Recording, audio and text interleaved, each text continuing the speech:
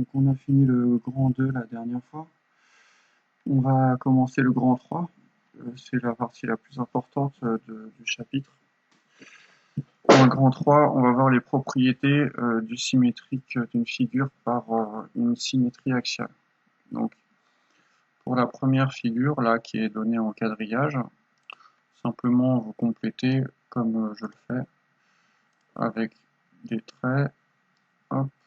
Ici, vous avez un bateau, comme ça, puis ainsi de suite, et ainsi de suite. Voilà, je fais une pause dans la vidéo, et vous regardez la correction juste après. Donc pour le premier bateau, donc vous devez forcément avoir la voile qui tourne vers l'axe de symétrie par pliage, puisque le bateau de gauche a sa voile qui tourne vers l'axe de symétrie. On passe au deuxième bateau. Donc pour ça, vous regardez en diagonale. Ici, ce premier point, il va atterrir pile ici. Et donc quand vous faites vos tracés, vous imaginez que vous êtes pile en pliage. Prenez le plus simple. Hein. Le plus simple, le bateau, ça va pas forcément être le plus simple. Moi, je vois la voile qui a l'air plus simple à tracer que le bateau. Donc ici, on a une voile de 3 carreaux de hauteur. Et déjà, vous voyez que je commence à utiliser les propriétés de la symétrie qui disent simplement que vos longueurs de carreaux doivent être respectées. Si votre segment de départ mesure 3 carreaux, et ben le segment d'arrivée doit aussi mesurer 3 carreaux. Voilà.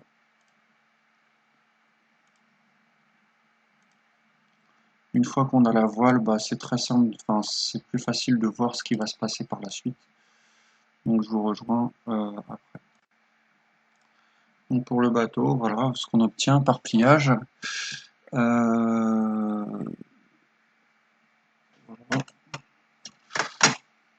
On va passer au cercle maintenant. Pour le cercle, simplement vous prenez votre compas et on va tracer le symétrique du centre. Donc on va d'abord se concentrer sur le centre grâce au compas. Donc moi j'ai pas trop d'outils pour le compas, donc je vais faire des arcs de cercle avec mes formes géométriques. Voilà, donc vous avez le point ici qui a été obtenu, vous vous souvenez, à partir des constructions au compas. J'ai placé mon compas ici aux deux points de la droite D ici qui sont tracés voilà, par les extrémités. Je vous fais une petite marque pour vous indiquer où est placé le compas. Et encore une fois, vous pouvez le placer exactement où vous voulez. Si vous le placez ici, voilà. Vous pointez le compas ici, vous mesurez jusqu'à haut, vous faites un arc de cercle, vous arrivez là, vous pointez le compas ici, vous mesurez l'espacement jusqu'à haut. Je passe vite fait parce que vous l'avez déjà vu. Et ensuite, simplement, à l'aide du compas, vous reportez votre cercle. Donc vous pointez sur votre compas et vous faites un cercle de même rayon.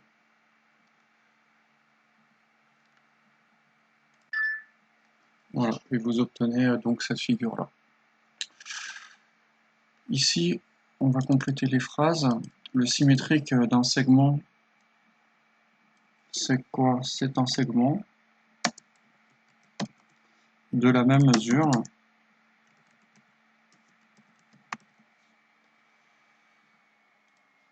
c'est-à-dire qu'en fait, si votre segment de départ mesure 2 cm, le segment d'arrivée mesurera aussi 2 cm.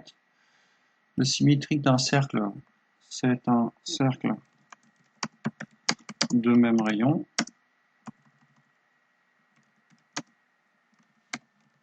Voilà.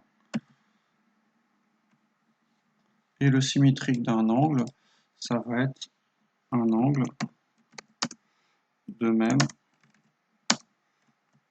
mesure.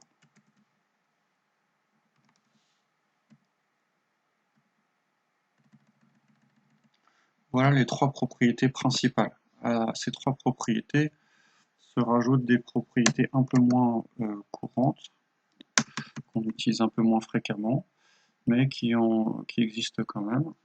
Je vais quand même les écrire. Vous complétez dans votre partie cours, même s'il n'y a pas beaucoup d'espace. Donc il y a une propriété aussi qui dit que si le symétrique conserve l'alignement, c'est-à-dire que la symétrie de 3 points alignés est 3 points alignés.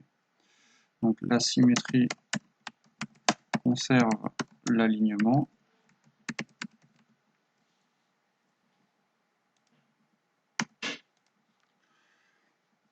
et le parallélisme, c'est-à-dire que si vous avez deux droites de départ qui sont parallèles, les symétriques de ces deux droites seront aussi parallèles. Voilà.